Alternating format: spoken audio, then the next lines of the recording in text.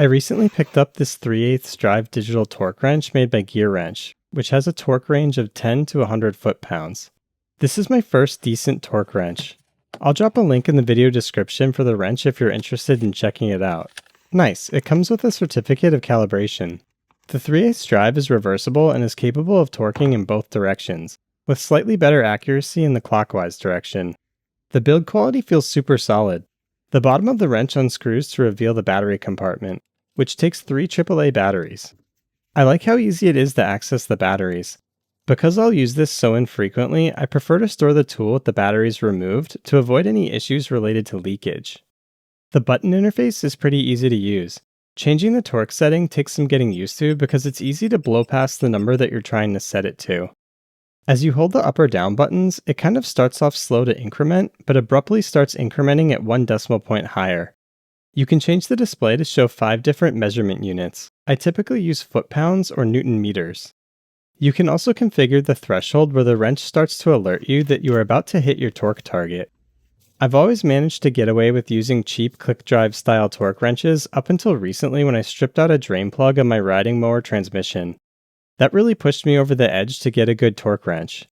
I've also always been a little intrigued by the digital ones. I want to test the calibration by clamping the wrench in my bench vise and hanging a weight from the handle.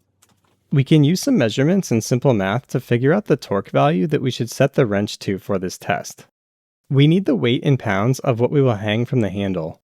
We will divide that by 12, and then multiply that by the length from the center of the drive to the spot on the handle where we will hang the weight. This will give us the torque value that we should set the wrench to. In my case, I'm going to use a 30-pound dumbbell that actually weighs about 30.2 pounds. So we will take that 30.2 pounds, divide it by 12, and multiply it by our length value of 12.75 inches. This gives us 32.1 foot-pounds. Let's set that value on the wrench. Okay, we have our value set to 32.1 foot-pounds. Now we just hit set to store the value. I'm carefully hanging my weight 12.75 inches from the center of the drive. The wrench will slowly start beeping and flashing as you approach your chosen threshold before hitting the target torque value. The closer you get to your target value, the faster the beeping and flashing will get. Once you actually hit your torque target, the wrench will start to vibrate. I find this very effective and I actually prefer this over the click drive style of wrenches, but it may take some getting used to if you're coming from a click drive type system. Based on my crude testing, this wrench is off by about 1.2%. I can live with that. I used this wrench recently to reassemble the transmission on my riding mower and it went flawlessly. In this shot here, I'm torquing some internal bolts before putting the oil pan on and torquing that down as well. The case bolts need a lower torque value, so I'll set that real quick and get to cranking things down. The wrench feels solid and the precision gives me confidence that I'm not going to over torque anything. I'll probably check the calibration periodically using the weight hanging method that I demonstrated in this video. If it ever gets too far out of spec, there are places that you can send it to be recalibrated.